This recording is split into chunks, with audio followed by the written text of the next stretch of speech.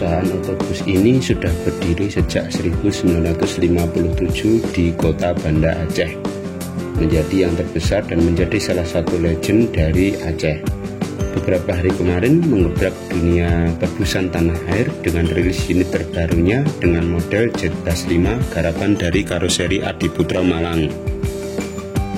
Perusahaan otobus yang saya maksud adalah PM Toh, salah satu otobus legend yang semangatnya selalu menyala meskipun dihadapkan dengan banyak kompetitor yang berada di lintasan jalur yang sama. Perjalanannya dalam dunia transportasi tanah air patut untuk kita ulas dan ingat kembali sebagai bagian dari sejarah perkembangan bus tanah air terutama lintas Sumatera. PM Toh didirikan oleh Bapak M. Hasan dan rekan-rekan beliau. PM Toh sendiri merupakan kepanjangan dari perusahaan motor transport Ondernemer Hasan.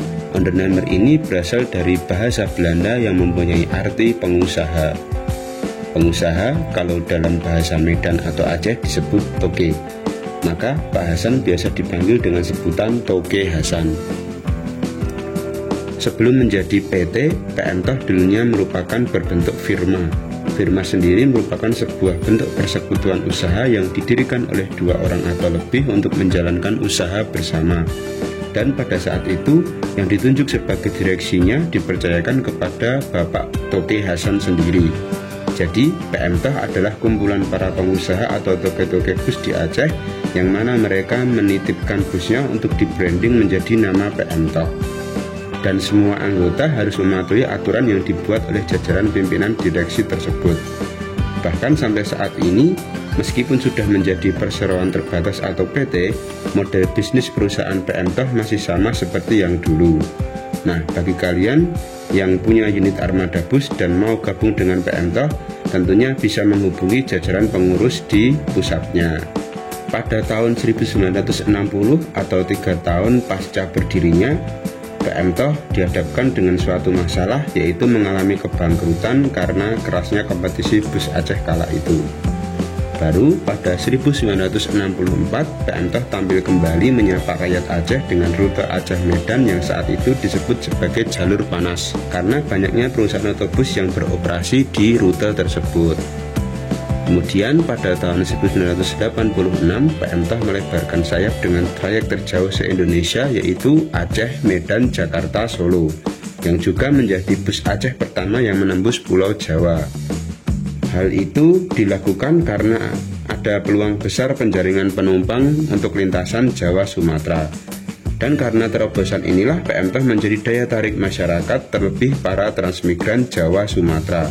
Saat pembukaan trayek ini, pucuk kepemimpinan PM Toh telah beralih ke anak Bapak M. Hasan yaitu Bapak Abdul Hamid Hasan. Saat itu juga PM Toh terkenal dengan unit bus-bus terbarunya. Kejayaan PM Toh terus berlanjut hingga tahun 2000-an di mana trayeknya memanjang hingga Pulau Bali. Setelah tahun 2000 itu, perlahan cahaya keemasan PM Toh meredup. Hal itu karena peralihan penumpang dari otobus ke pesawat, karena dinilai ongkos pesawat lebih murah daripada otobus dengan waktu yang relatif lebih singkat. Hal itu juga berdampak kepada perusahaan otobus lainnya selain PM Toh. Di sisi lain, PM Toh terkenal sebagai perusahaan otobus yang berjiwa sosial tinggi, di mana sering menolong penumpang yang kehabisan ongkos. Bahkan sampai ada penumpang yang dibayari makan oleh kru bus karena memang sudah tidak ada uang. Dari situlah kepanjangan PM Toh diplesetkan menjadi Pak minta tolong ongkos habis. Sebutan tersebut sangat melekat pada PM Toh hingga saat ini. Ada sisi lain yang menjadi nilai plus dari perusahaan otobus PM Toh ini, di mana berkat pendidikan usaha yang diterapkan, tidak sedikit pengusaha otobus Aceh yang dulu menitipkan busnya di PM Toh kini berdiri sendiri dengan nama besarnya. Bisa dibilang perpaduan kurikulum dan praktek di PM Toh berhasil melahirkan perusahaan otobus besar yang eksis saat ini, di mana dulu punya satu unit yang menumpang pada PM Toh berkembang menjadi 2, 4, 8 hingga puluhan unit, yang pada akhirnya mereka memisahkan diri dari PM Toh dan mendirikan perusahaan sendiri. Nah, beberapa di antara perusahaan yang memisahkan diri dari PM Toh tersebut adalah Harapan Indah berdiri pada 2013 di bawah tangan dingin Bapak Nur Nasri Razali Ahmad. Beliau merupakan alumni PMTOH sebelum mendirikan perusahaan Harapan Indah tersebut. Kemudian ada Putra Pelangi Perkasa. Putra Pelangi Perkasa berdiri pada 2012 yang didirikan oleh Bapak Mahyudin Effendi. Beliau dulunya adalah kru dari PMTOH.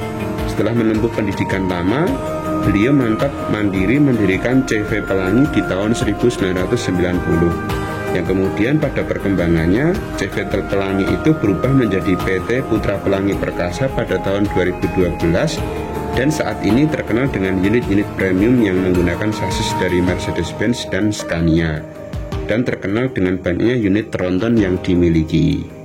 Kemudian ada Sempatistar yang didirikan oleh Bapak Mukhlis Yunus di tahun 2011 di bawah naungan PT Sepakat Group. Awalnya Pak Mukhlis Yunus membeli PT Bintang Sempati, kemudian diubah menjadi Sempatistar. Sempatistar sekarang menjadi salah satu bus asal Aceh dengan unit premiumnya dan mempunyai unit double decker pertama asal Sumatera. Selain dari 3 perusahaan otobus tersebut, tentunya masih banyak para alumni PMTOH yang sukses dengan perusahaan otobusnya. Saat ini, pucuk kepemimpinan PMTOH dipegang oleh Bapak Jumadi Hamid yang merupakan cucu dari Bapak Toke Hasan. Bapak Jumadi Hamid lah yang mengurus izin pembukaan trayek ke Jawa pada 1986 kala itu. PMTOH tetap berdiri hingga sekarang. Meskipun tidak sebanyak dulu penumpangnya, tapi hingga kini masih menjadi pilihan. Apalagi bagi yang mau menitipkan paket barang besar menuju ke Banda Aceh ataupun sepanjang lintasan yang dilaluinya. Sehingga julukan sebagai Raja Paket tetap melekat hingga saat ini. Malah bisa jadi lebih banyak paket yang diangkut daripada penumpang yang dibawa. Trayek PMTOH saat ini memanjang dari Banda Aceh hingga Lampung, Jakarta, Bandung, Solo, Yogyakarta, yang masih setia dengan armada-armada yang dimiliki seperti Mercedes-Benz, OH1526, 1521, dan 1626. Dengan unit yang dimiliki tersebut, PMTOH harus berjuang melawan kompetitornya yang sudah menggunakan armada dengan sasis Volvo, Scania, dan unit premium lain keluaran dari Mercedes-Benz. Semoga adanya unit terbaru yaitu JP5 menjadi semangat bagi para toke di PMTOH agar terus berbenah hingga mampu bersaing kembali dengan para kompetitornya. Sekian penjelasan perjalanan PMTOH dari kami. Apabila ada informasi yang belum kami sebutkan, boleh ditambahkan di kolom komentar. Dan terima kasih kepada teman-teman yang sudah menyimak dari awal hingga akhir. Semoga kita sehat selalu dan tentunya selalu support penggunaan transportasi publik di tanah air. Terima kasih.